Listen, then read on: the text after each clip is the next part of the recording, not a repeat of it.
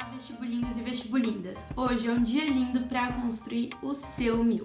Se você está chegando por aqui agora, seja muito bem-vindo. Não esquece de se inscrever no canal para ficar por dentro de tudo que rolar por aqui. Se você voltou depois dos outros vídeos, seja muito bem-vindo mais uma vez. É uma honra te ter aqui de novo. Hoje a gente vai falar sobre a parte mais técnica do desenvolvimento. Pensando em conteúdo do desenvolvimento, em breve eu vou trazer uma série de vídeos para vocês 100% focado na realidade brasileira, para a gente aumentar o nosso olhar crítico diante das situações que acontecem no nosso país e também para conseguir usar o repertório sociocultural de uma maneira mais produtiva no texto de redação. Para começar o vídeo, eu vou dar para vocês algumas dicas que tenho certeza que já vão começar turbinando a sua nota. Então, vamos lá! A primeira dica é: busque desenvolver o seu texto iniciando o máximo de períodos possível com elementos coesivos diversificados. Dessa forma, você aumenta a sua nota na competência 4, você acaba deixando o seu texto mais coeso. Se vocês pararem para analisar o meu texto, eu fiz 7 períodos de desenvolvimento e em todos eles praticamente tinha um elemento coesivo. Só em um dos períodos eu não coloquei elemento coesivo e teve um período que eu não comecei com elemento coesivo, mas eu coloquei no meio do período. A próxima dica é que você faça os seus parágrafos de desenvolvimento com no mínimo 3 períodos, no mínimo 3 pontos finais por parágrafo. Uma introdução, o desenvolvimento e uma conclusão do próprio parágrafo. Assim, suas ideias acabam ficando melhor organizadas e fica mais fácil para o corretor corrigir.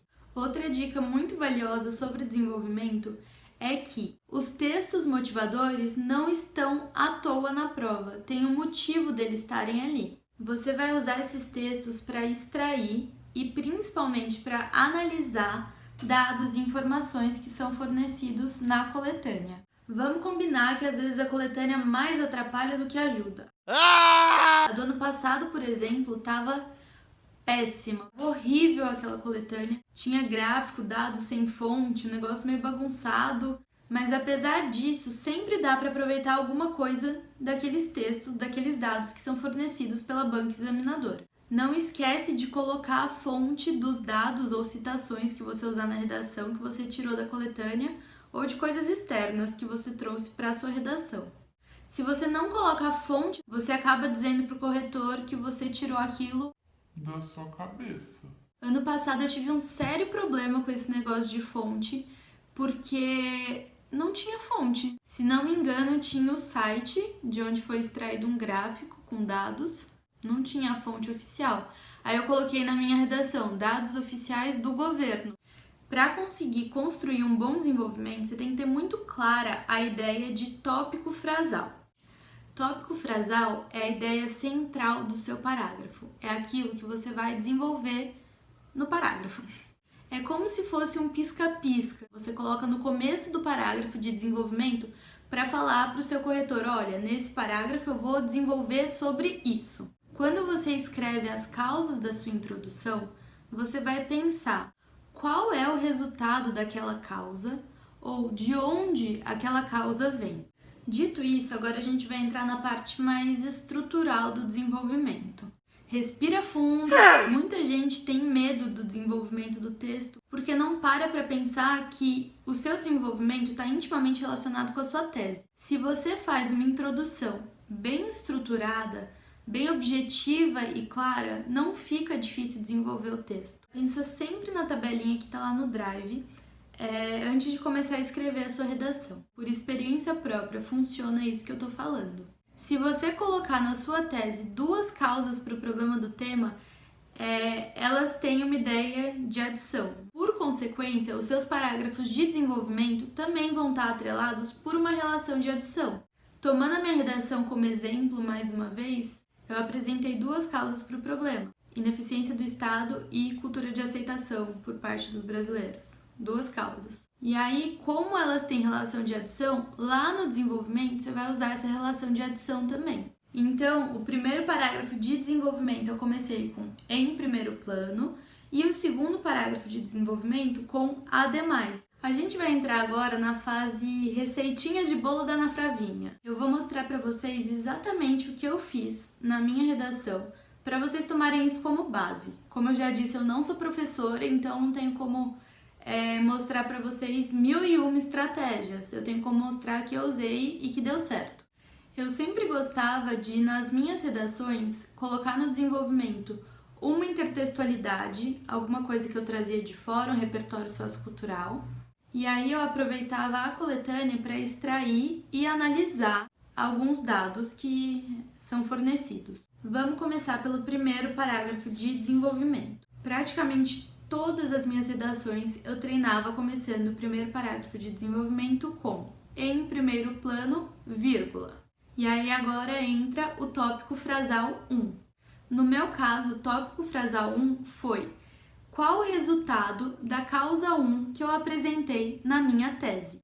E aí você coloca um ponto final. Lembra que ele é tipo um pisca-alerta. Você escreve o tópico frasal e ponto. Assim que der, para evitar que você comece a se embananar. E aí depois do ponto final, eu expliquei por que isso acontece. Aí era hora de ou eu colocar uma intertextualidade ou então colocar algum dado da coletânea. Quando eu ia colocar algum dado na minha prova, para ilustrar o que eu estava falando, eu sempre seguia também o mesmo padrãozinho, a mesma receitinha. Vou contar para vocês. Dados de fonte indicam que 3 pontinhos, indicam alguma coisa, vírgula. Nesse sentido, verifica-se 3 pontinhos. Aí você coloca o que é verificado pelos dados, de acordo com o que você já falou no seu texto. E aí, ponto final, segundo parágrafo de desenvolvimento. Como na minha tese eu coloquei 2 ideias que são conectadas por uma relação de adição, eu tinha que começar o segundo parágrafo colocando uma relação de adição com o primeiro parágrafo de desenvolvimento. E eu sempre treinava também começar por ademais. Então, ademais, vírgula, e aí vinha o tópico frasal 2. No meu caso, o tópico frasal 2 foi explicando de onde a causa 2, que está lá na tese, vem. E aí, ponto final. Logo em seguida, eu trouxe uma intertextualidade, Vidas Secas, do Graciliano Ramos. E aí, depois do ponto, eu sempre escrevia nesse viés, vírgula. E aí eu explicava a relação entre a tese e a intertextualidade que eu estava colocando na prova de redação. Ponto final. Dessa forma, vírgula, e aí você conclui a ideia daquele parágrafo.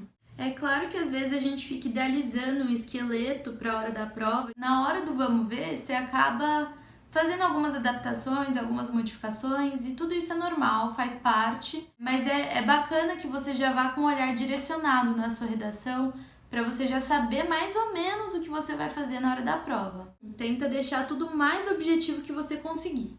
Essa semana, como tarefa, professorinha, né? Vou deixar mais uma atividade no Drive para tentar guiar o tópico frasal de vocês, para vocês conseguirem construir bem essa ideia central de cada parágrafo de desenvolvimento.